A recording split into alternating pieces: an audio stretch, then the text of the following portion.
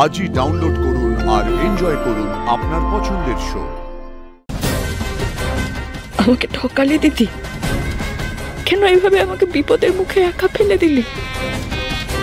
এরপর কি হবে আমার? একটা কথা বলছি, সবাই শান্ত মাথায় শোনো। এই পুরো বাড়িটা কিন্তু পুলিশ ঘিরে ফেলেছে। না, তোমরা কেউ টেনশন করবে না। আমি আপাতত বিষয়টা সামলে নিয়েছি, সবাইকে বুঝিয়ে দিয়েছি যে এটা আমাদেরই সিকিউরিটি অ্যারেঞ্জমেন্টস। ঠিক আছে? আর ঋষি, তুমি একটুও সময় নষ্ট না করে এক্ষুনি সিঁদুরদানের পর্ব শেষ করো, বিয়েটাকে এখানে শেষ করো। ঠাকুর মশাই, আপনি দেরি করবেন না, শুরু করুন শুরু করুন। বস বস, তোরা বস।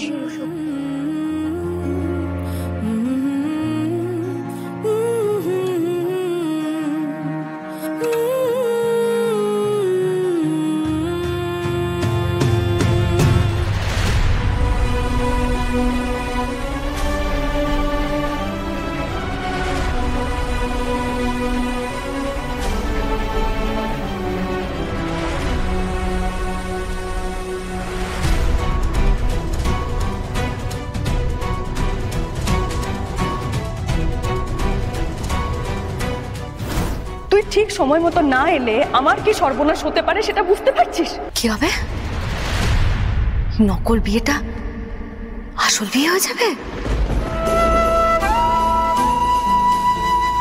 আসানসোলের উজি আর নিশা এখন থেকে দিল্লির জ্যোতি আর বিবাহ ওদের সামনাসামনি হবে। ওরা কেউ চিনতেও পারবে না।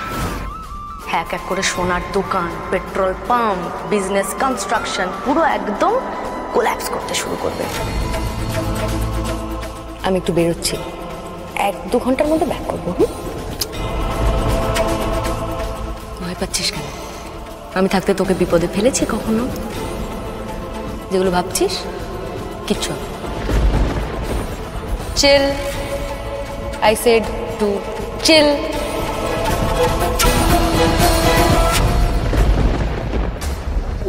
ওরা আমাকে গলা ধাক্কা দিয়ে বার করে দিয়েছে। কে বাবা? ঋষি ব্যানার্জি। ঋষি বাবা, বাবা।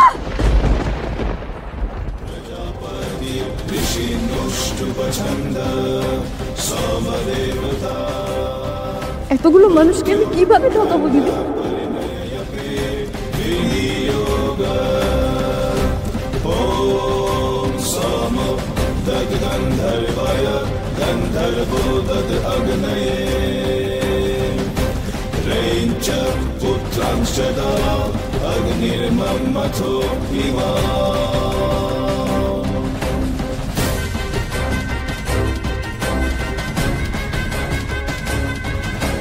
ঠকালি, আমাকে ঠকালি দিদি, তুইও আমাকে ঠকালি।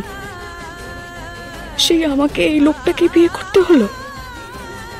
কেন করলি দিদি? কেন এলি না তুই? কোথায় গেলি আমাকে ফেলে? কেন এইভাবে আমাকে বিপদের মুখে একা ফেলে দিলি? এরপর কি হবে আমার? কি করব আমি?